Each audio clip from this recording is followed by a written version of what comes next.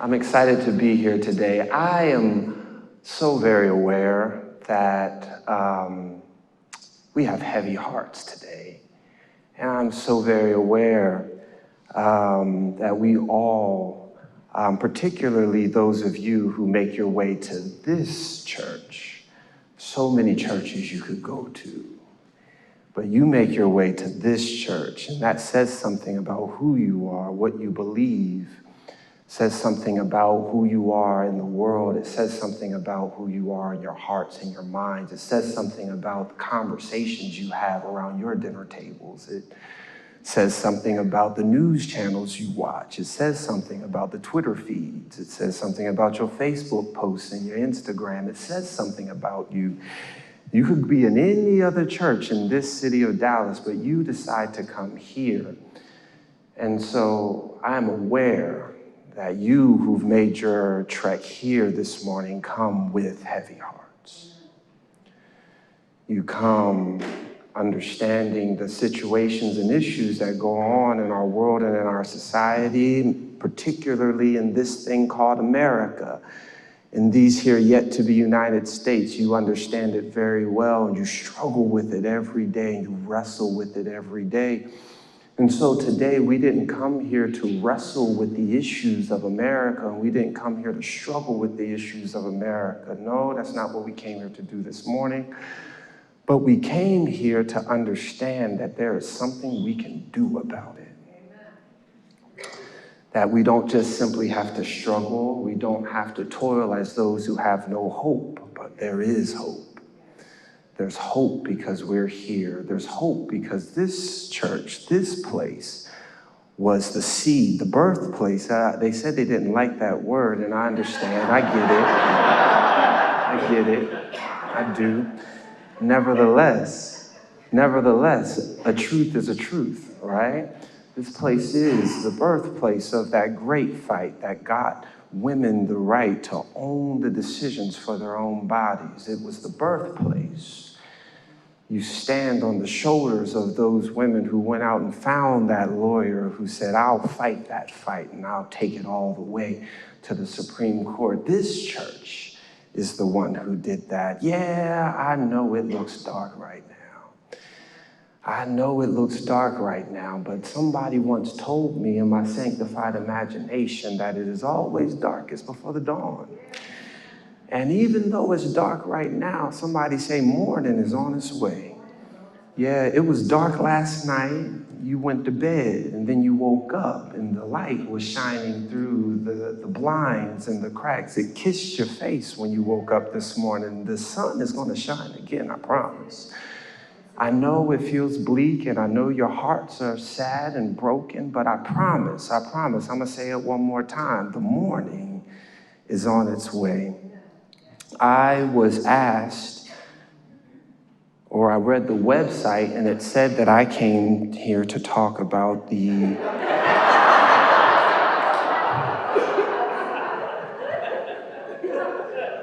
talk about democracy and what it means to be black in the midst of that. And while I'm clear, very clear about the issues of Black America and what it means to be Black in America, particularly, I'm also clear that we are hurting. While I'm clear that the racial wealth gap is what it is, that a Black family makes 15% of what a white family makes in this country, regardless of that Black family's economic reality, while I'm also clear that for Black women, the maternal mortality rate is 2 times that of white women. That would be 37.3% to 17%, while I'm very clear that in this city, we are #1 for racial disparities of any other city, which then means that Black people in this city are catching hell like nobody's business. I am very aware of that. I'm aware of all those things, but I came to let you know that in the midst of all of that, I'm gonna say it one more time, there's hope. And I know it looks dark, but morning is coming. I could make a lot of cheeky comments about conservatives or list out all the ways in which these decisions that have come down from the Supreme Court are asinine. I can run down the list of the ridiculous hypocrisies that continue to happen in our country. I could go through all of that, but I'm sure your Twitter feeds and your Facebook threads have beat me to it. I'm sure Rachel Maddow and MSNBC have hit the nail on the head. I'm quite sure that Roland Martin has said all the words that need to be said as it relates to that. I am here today to ask a simple question. With all of that happening, what are you going to do about it? The text in Luke 8:5-8, I will read it once again. It says, a sower went out to sow a seed. And as the sower sowed, some fell along the path and was trampled underfoot, and the birds of the air devoured it. And some fell on the rock, and as it grew up, it withered away because it had no moisture.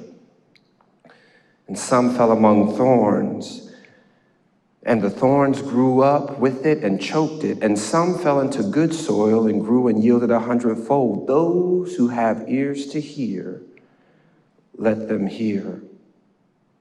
I'm reminded of a quote from a book that I've now love. It's called The Parable of the Sower by one Octavia Butler. Amen. I got some Octavia Butler fans in this room. If you don't know Octavia Butler, go read her. She'll change your life, I promise. And she says this in Parable of the Sower. She says, all that you touch, you change. All that you change changes you. The only lasting truth is change. God is change. I was sitting on my patio. I live in West Dallas. I was sitting on my patio the other evening, and there's a corner store, convenience store, 24-hour convenience store and gas station that is right across the street from me. And I was sitting on the patio that night, and I was watching a man. It was an older man. I don't know how old he was, but he was unhoused, and he went into the store, and then he came back out, and then he went to the garbage cans, and he dumped the garbage cans and began to stomp on some of the garbage. And I was wondering what he was doing. He was laboring as he was doing it. He was an older gentleman. He was a white older gentleman, and he was laboring, and then he dumped out some more trash, and then he tied up one bag, and he labored over and tied another bag, and then he kind of yelled something into the air, and then he walked back up into the convenience store. The convenience store clerk must have known him very well, and he went in and he came out with a dolly, and that dolly had trash on it, and he took that dolly and he wheeled it down, and he took it over to the dumpster and threw that trash out. And then he took the dolly over to the other bags, and he loaded them on the dolly, and he took them over to the dumpster, and he threw that garbage away. And he goes back into the convenience store, and the clerk gives him a little brewski so he can celebrate his accomplishment. And so he stands there outside the convenience store drinking his beer and enjoying his accomplishment, while I believe the clerk gave him the permission that he could panhandle since he did a service for him. And so he stood out there and panhandled, and a gentleman gave him some money, and he cheered, woohoo! Hopped on his bike and rode up the street. He rode into a neighborhood, and I believe, I could be wrong, but I believe he was going to get something to take the edge off, if you know what I mean, to deal with life, if you know what I mean. And as I sat on my patio watching him, the first thought that came to my mind was, oh man, that is so sad. Oh, what could have happened to his life that he is now probably had to be in his 60s or 70s, but he is taking out garbage at a convenience store just to get a beer, just to stand outside and ask somebody for money just to get it fixed. Oh, this is so bad.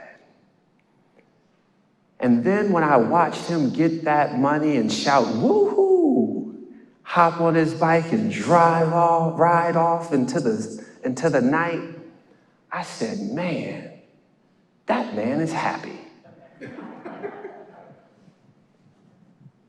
And I'm sitting here sad for someone who is happy.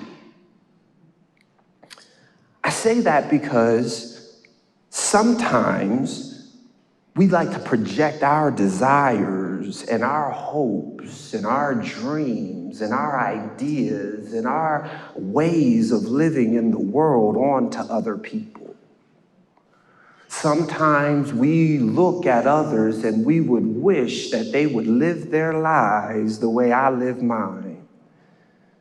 Actually, I'm going to take it a step further. Most of us look at other people and say, I wish they lived their lives the way that I would like to live mine.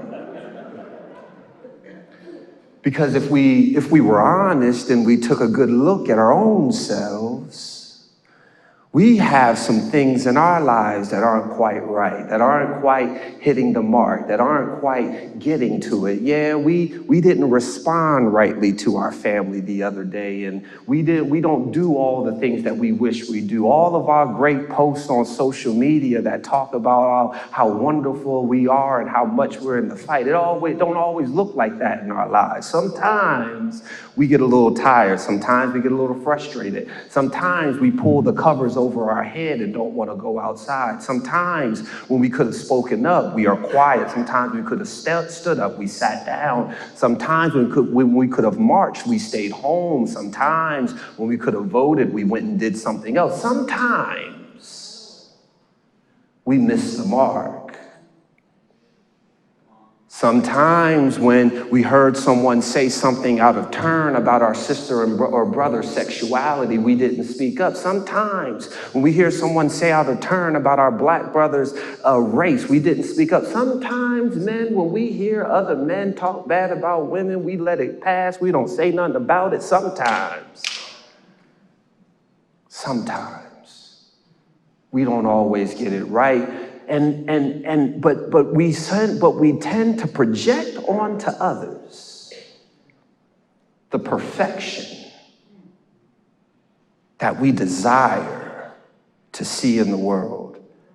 And as I sat on my patio projecting onto this man my desire for what I wanted him to be and my desire for what I think he thought he should be, I watched him shout one more time, woohoo! Hop on his bike and ride off into the night. And it was that moment that I thought about this text. I thought about this text of scripture because the text says the sower went out and sowed. The text says the sower went out and sowed and some fell on a path. The text said some fell on rocky ground. The text said some fell on good ground. But the text said he went out and sowed.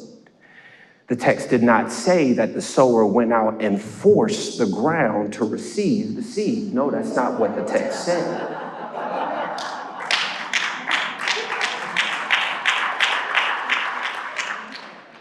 The text said that the sower sowed.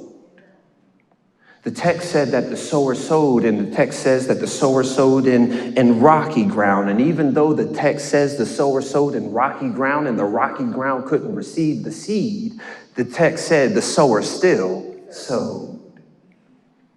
The text says that the sower sowed on the path, and even though that birds came down and devoured the seed before it could take root, the text still says that the sower sowed.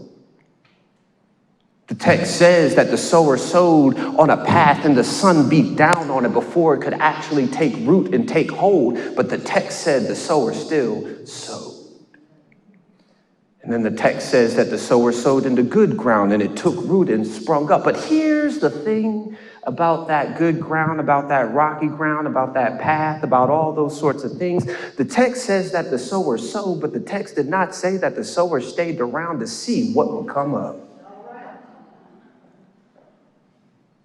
So many times, God, help me here. I understand that. So let me pause parenthetically. I'm going to refer to God today, but I'm going to refer to God, understanding God in the way that Octavia Butler told us about God. And I'm going to talk about God as change, if that's okay.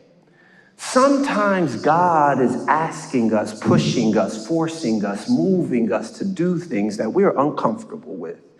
We're uncomfortable with it because most of us are not cool with change. Most of us like permanence. That is what we enjoy. We like things to be the way they are. Every morning, most mornings, I wake up and I eat oatmeal and I have coffee. And when I'm on the road and there is no oatmeal and there is no coffee, I am frustrated. Because I enjoy it. I like the permanence of it. I may be in a new hotel, but I can control oatmeal and coffee. I've been to multiple countries. I've been to multiple continents and multiple states.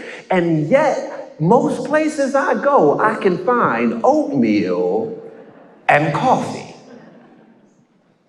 I can control that. I can count on it. I know that that's what it's going to be. But the reality is that that is not the way the world works ever. At all. Quite literally, the next second is not promised to us. The next moment. Yet we are still forced and moved to go out and to take a leap into the unexpected reality of the next second. Holding on to what we know, holding on to who we are, and still leap into the unexpected reality of the next second. So here it is, coming back to the sower. So the sower sows, not knowing what's going to happen to the seed, not knowing if it's going to take root, not knowing if it's going to spring up, but the sower sows. I say that to you today to say that 60 plus years ago, some sowers sowed a seed through this congregation. Yeah, they sowed a seed. They didn't know what was going to happen. They didn't know if it was going to pass. They didn't know if the Supreme Court was going to make the right decision. They didn't know if that lawyer was going to take up the case, but they sowed a seed anyway.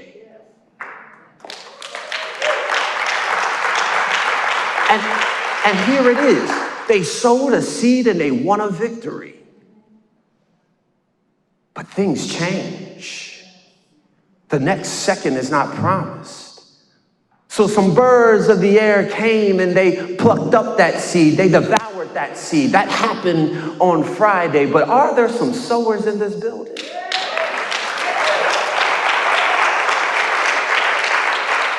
Do I have anybody in here who is willing to sow some new seeds?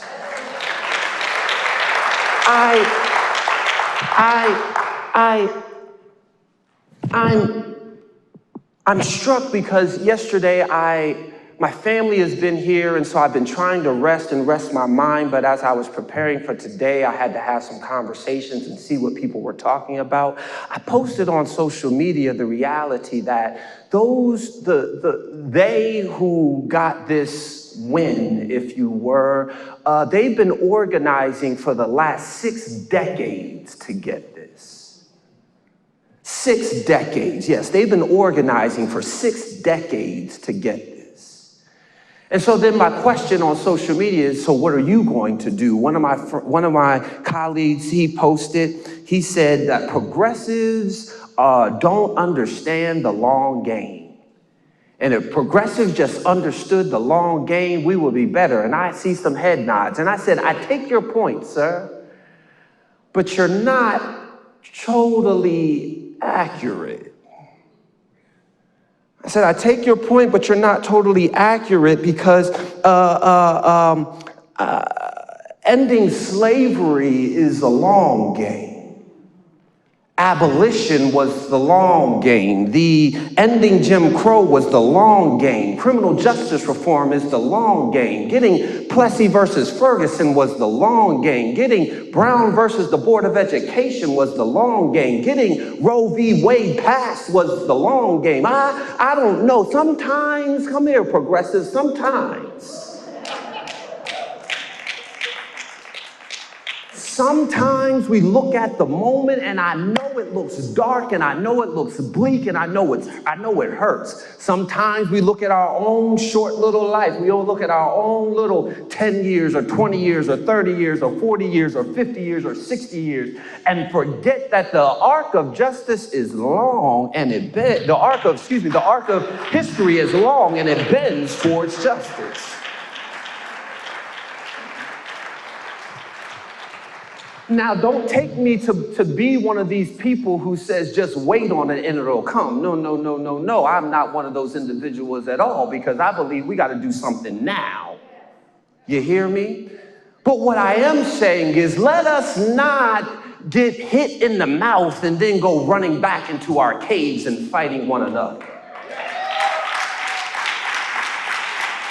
That's the wrong move. No, there is a history in our movement. Yes, there's a history in our movement. We know how to fight. We know how to stay the course. We know how to struggle. We know how to make it. I was reminded of a sermon by the Reverend Dr. Martin Luther King. It was his last sermon, as a matter of fact. He preached it on April 3rd, and he was 39 years old. I happen to be 39 years old. And he said, I've been to the mountaintop. But before he got there, he was asked, is there a time, what is the time in history that you would prefer to live in? If you could live in any time in history. And you have to go and listen to the sermon, because I'm not MLK, so he can do it much better than I could ever. But he went to Egypt and he looked at the pyramids and he said, they're beautiful, but I don't want to stay here. He went to Greece and he talked about the philosophers and talked about how they pontificated the nature of reality. And he said, that was wonderful, but I don't want to stay there. He jumped over and then he went to the times of a great discovery here across the world. And he said it was wonderful and it was beautiful and people were seeing new things. He said, but I don't want to stay there. He jumped ahead and he went to the abolition of slavery. And he said that was a wonderful thing that Abraham Lincoln could be forced and pushed, right, to do a thing to free the slaves in this country. And he said, but I wouldn't stay there. He said, I would love to be in the time that I'm in right now. And that was in 1963. And he said because in 1963, he watched Lyndon Johnson sign the Civil Rights Act into law. He said he watched young people sit at lunch counters and force companies and the government to end segregation. He said he watched when women sat on the front of the bus and refused to give up their seats so that we could end segregation. He talked about the Pullman porters who fought for unionizing and their rights as Pullman porters on trains and buses. He said, we want to be right now. And he said that because even now, with the struggle and the pain and the destruction that's going on and the division that's going on in society and in this country, he said, I have not seen so much hope and so much fight. And so I've heard my sisters and brothers after this ruling come down and they said, I'm moving, I'm going to another country. And I get it, I understand it. I have my passport. My mama is still here, so I'ma stay. I know what it means. I know what it means to be saying, no, I'm done with this. I'm going to Canada. At least I can get free health care. I get it. I understand it. But I don't want to be anywhere else in any other country than right here in this one, right now, standing in this church.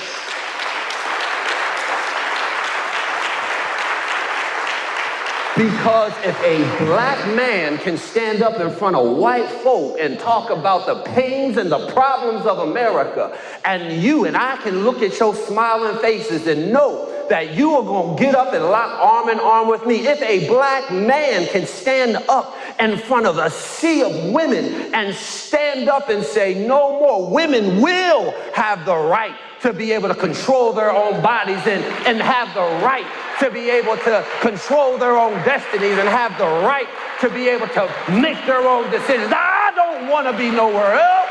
I want to be right here.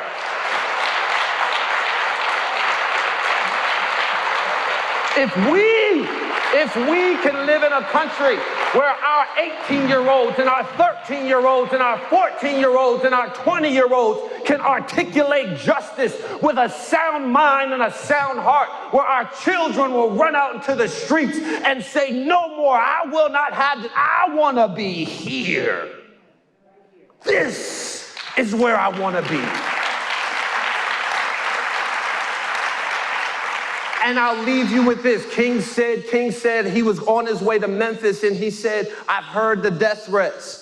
He said King was on his way to Memphis. As a matter of fact, they said that the pilot came over the flight on his way to Memphis. And he said, I want you all to know that we have Dr. King on the plane. And I want you all to know that we kept the plane in a secure location last night so no one would tamper with it. I want you all to know that I'm sorry it's taken us an extra hour to leave, but we had to double check and triple check everything to make sure that the plane ride was safe, because Dr. King is on the plane and there are people who want to kill him and take his life. And that was what he went through on his way to Memphis. Yeah, I know that is the reality, but he said in the midst of that, he said, but I've been to the mountaintop.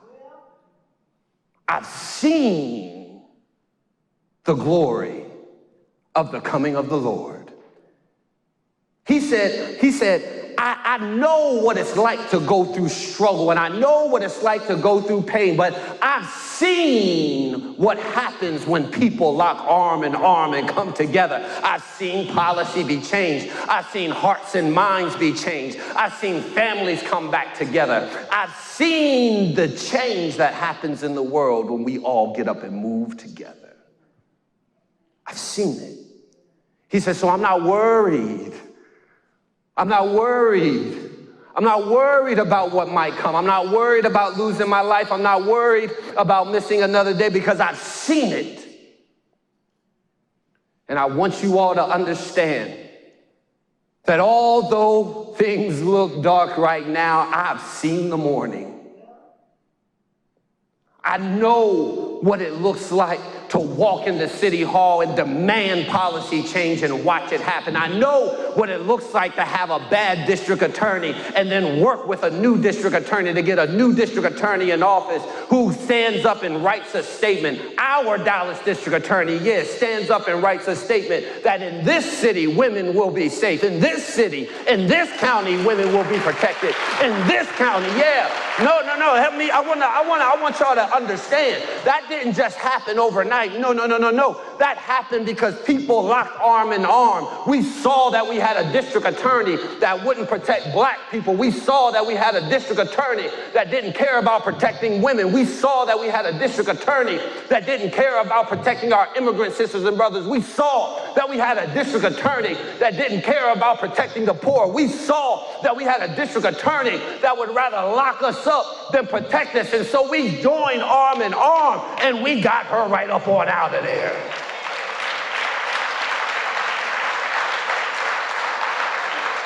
What I'm saying to you is I've been to the mountaintop, and so has this church. So if you sit here sad, if you sit here defected, if you sit here destroyed, if you sit here bogged down with pain and worry, I say you're in the wrong church. Because this church is the church that went out and found the lawyer, that changed the policy, that got the Supreme Court decision, that made them have to organize for 6 decades to defeat it. And if you can't get up and fight again, I don't know what you're doing here. Sow some seeds. Get out there and plant.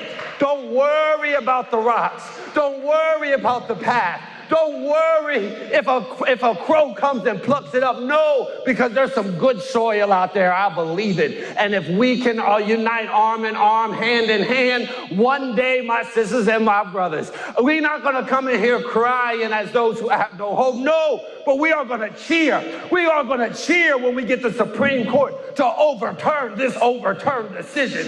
We're going to cheer when we end the filibuster. We're going to cheer when we get voting rights. We're going to cheer when we get reparations. We're going to cheer. It ain't over. You're still breathing. You're still standing. It's not over. Go sow your seeds.